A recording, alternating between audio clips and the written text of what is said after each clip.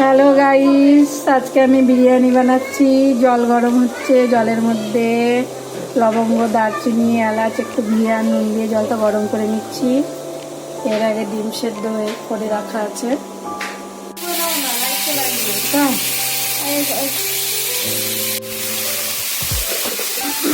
এবার পেঁয়াজটা ভাজা হচ্ছে, বেরেস্তা বিরিয়ানি একদম সোনালি করে ভাজতে হবে পেঁয়াজটাকে।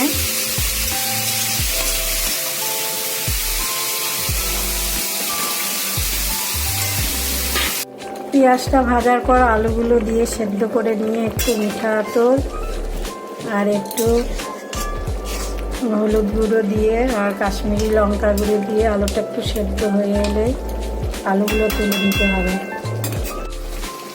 এরপর বিরিয়ানি মশলা, একটু টক দই, একটু আদা রসুন বাটা দিয়ে ভালো করে কষিয়ে নিচ্ছি চিকেনটা। এরপরে রাইসটা দেবো।